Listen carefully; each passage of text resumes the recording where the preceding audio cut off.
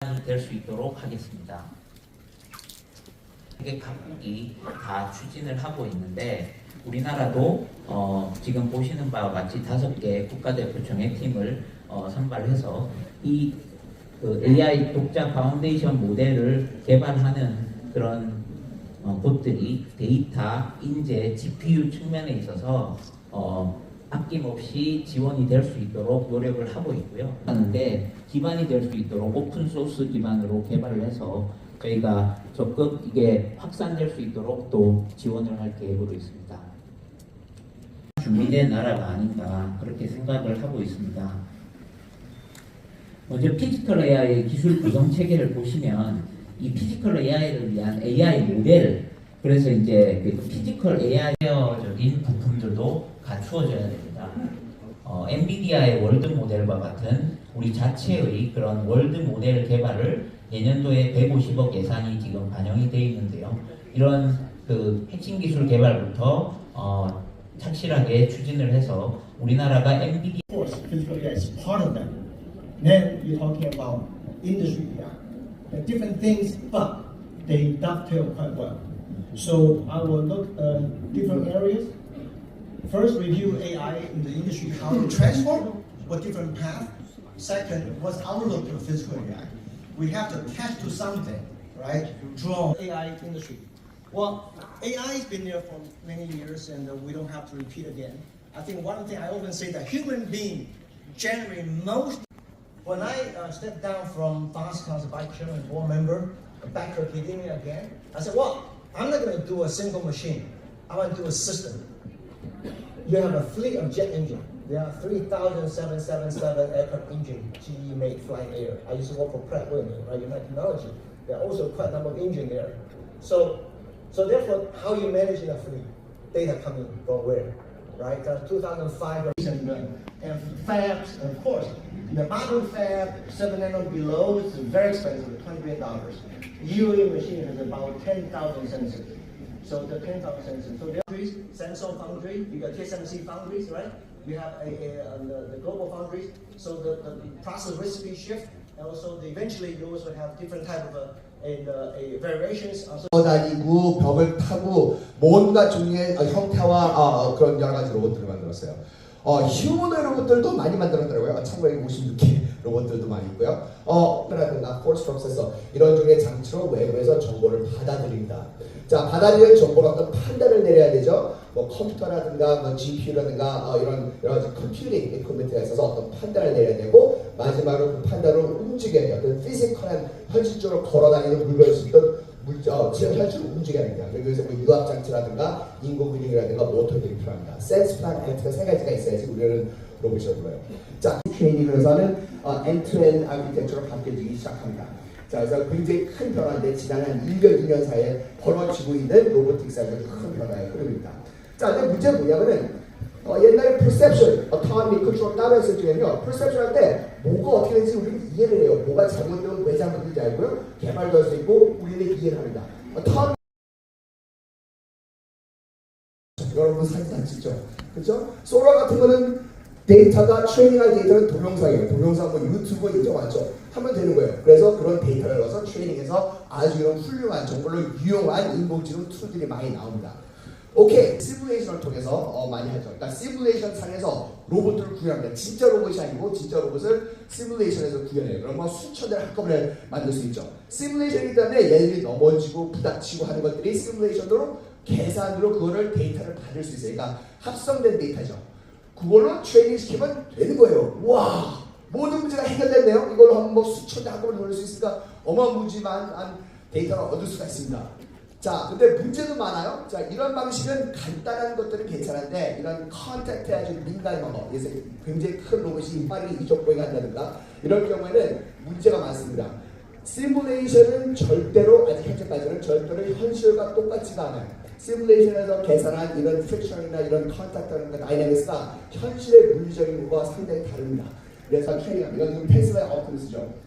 이거 하면은 이거는 진짜 로봇이니까 시뮬레이션과 달리 여기서 많은 데이터는 진짜 데이터니까 되겠네요? 네, 좋아요. 문제도 아직 있어요. 예를 들어 문제를 못합니다. 비전 때문에.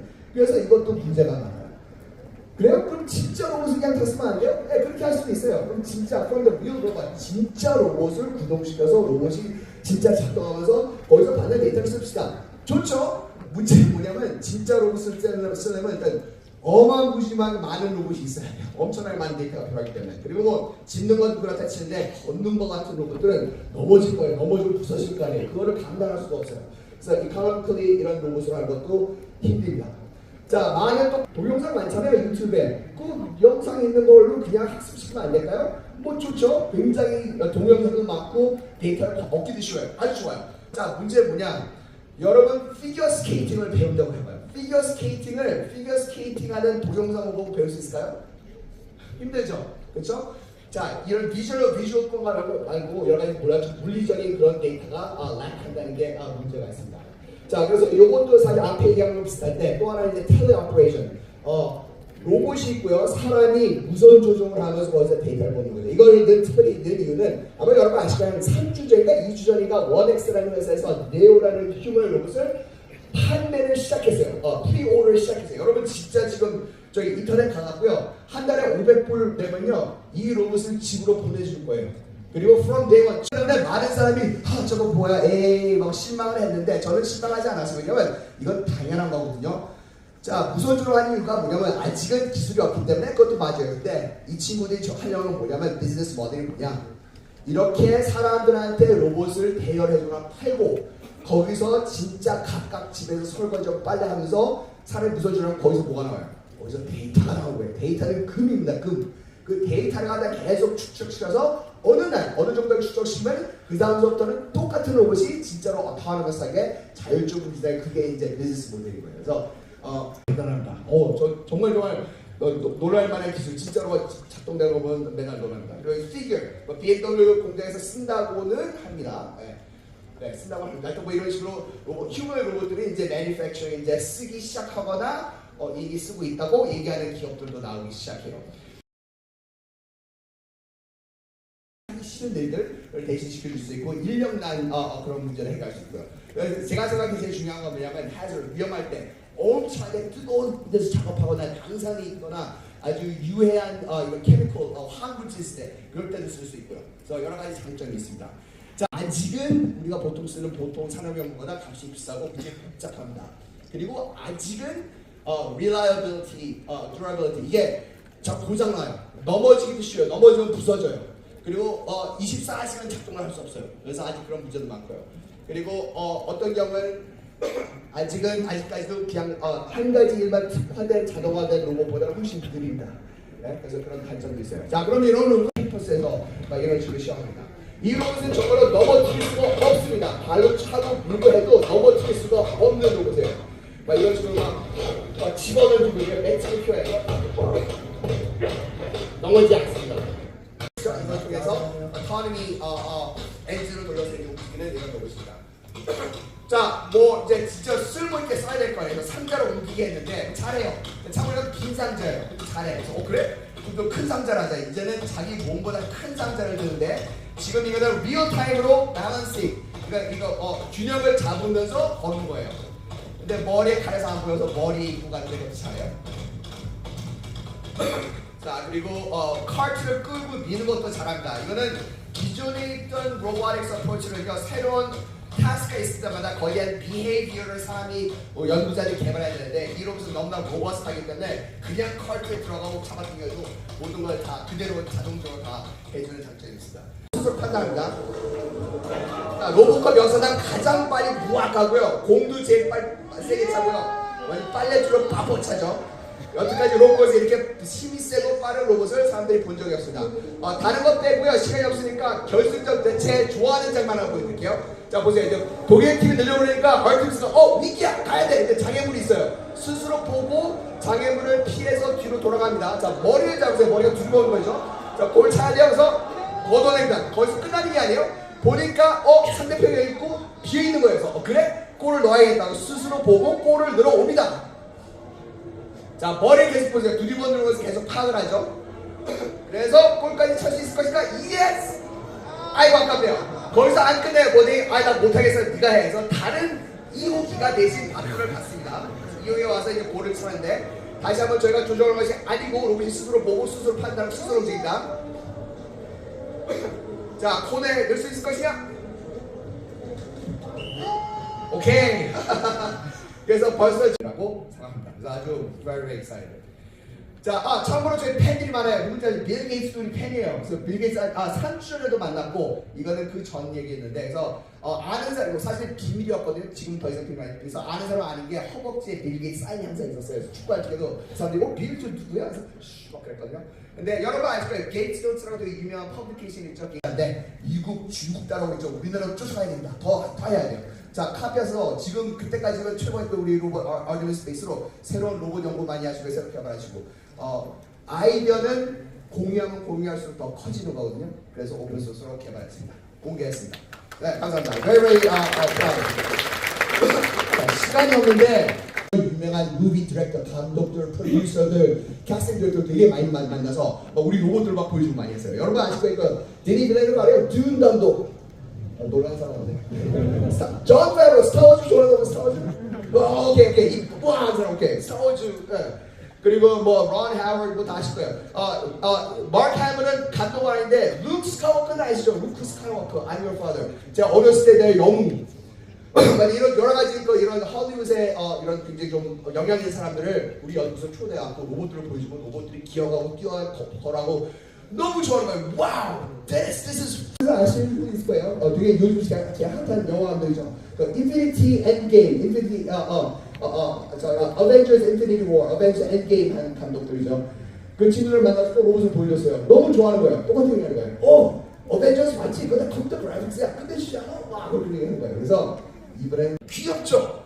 멋있죠? 영화 캐릭터는 최고입니다. 하지만 진짜 로봇으로는 빵점. 그래서 로봇 하시는 분이 있으세요? 로봇 하시는 분? 네. 로봇 하시는 분이 생산된 로봇이 아니에요. 이 로봇의 모든 모양과 형태는 전부 다 optimize. 이럴 이유가 있어야 되기 때문에 이런 로봇은 피지컬한 세계, 현실 세계, 사이버 세계가 현실 세계를 하기 때문에 물리의 법칙에 적용됩니다. 그래서 여기 있는 모든 하나하나가 다 이유 있게 설계한 거예요. 그래서 이런 걸 설계하기 위해서는 진짜로 이런 공학과 물리랑 메카닉스 모든 걸 완전히 이해하고서 설계할 수 있는 로봇이에요. 그래서 그 전까지는 연구 주제가 어떻게 하면 이제 팀 A, 팀 B 인터널 컴피티션 경쟁을 시켰어요. 이기는 팀은 저희 한인타운에서 가이드 사줄 걸로. 그래서 결국은 참고로 해서 굉장히 큰 석세스였고요. 시사할 때 Dr. Dennis Hong and his team at UCLA Robotics. 그것도 막 되게 막 팬들도 많고요. 엄청나게 팬도 많이 생겼어요. 아주 성공적으로 마친 프로젝트입니다. 그래서 과연 누가 이겼을 것인가? Physical AI Reinforcement Learning versus Model-Based Structuring. 누가 이겼을 것인가? Who won? 자, 일단 안타깝게 영화는 흥행에 실패했어요. 영화는 망했어요. 하지만 연구는 망하지 않았습니다. 지금도 계속 연구를 계속하고 있고요. The work continues and 다음번에 기회가 있으면 이거에 대해서 또 강연할 수 있는 기회. Right, and he was working on trying to figure out how can I use technology at the time, so cameras and PC, I would say.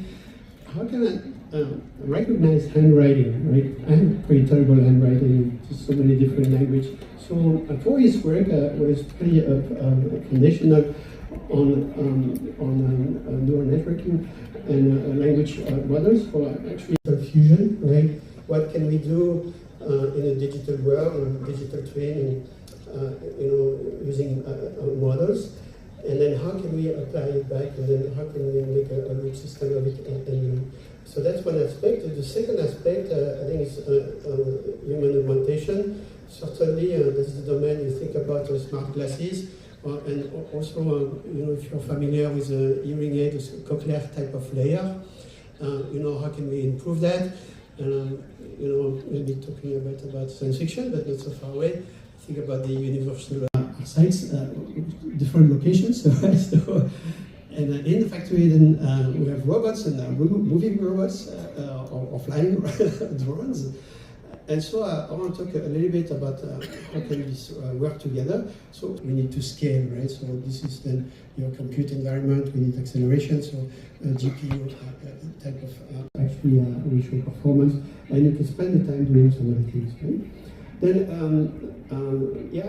so we have a data center and AI a bit everywhere, so how do we connect to them? So we do a lot of work on fiber optics and lasers, and with the small chipset actually is produced, designed actually even a lot of the, it'd be interesting to talk, but look, I just want to thank you very much for the opportunity to do this, and I think it's pretty fantastic. 대표전 사례를 하겠습니다. 이런 기자학적 시대에서 특히 제조 기술은 이제 단순한 생산 수단을 넘어 기업의 지속 가능성과 국가의 산업 전략을 결정하는 핵심 요소가 되고 있습니다. 우위를 가지고 있다는 경우가 많고 특히 저희 현대자동차도 제조 기술 측면에서는 감히 그렇다고 말씀드릴 수 있겠습니다.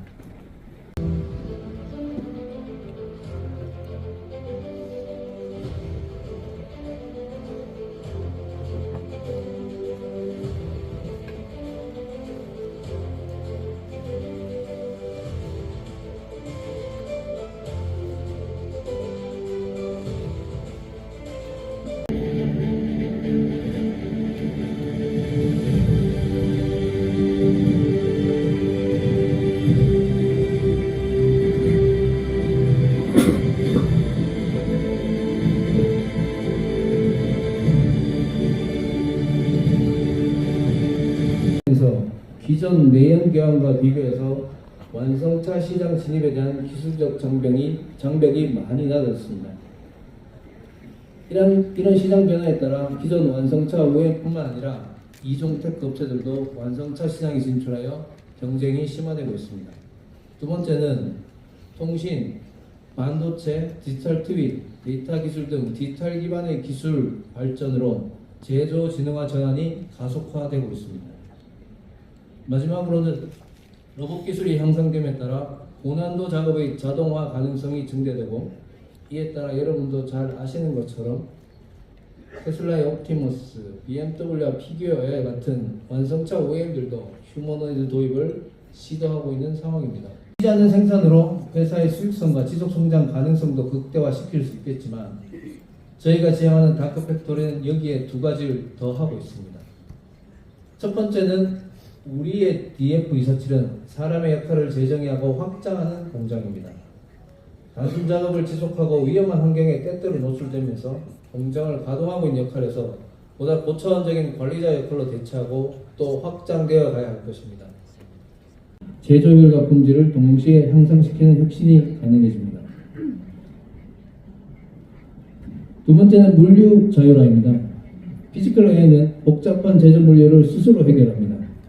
내재화된 컨트롤 시스템으로 AGV와 AMR을 통합 관찰하고 버추얼 커뮤니케이션을 통해 센서와 제어기를 디지털 트윈으로 검증하며 통신 AI로 안정적인 무선 네트워크와 이상 진단을 보장합니다.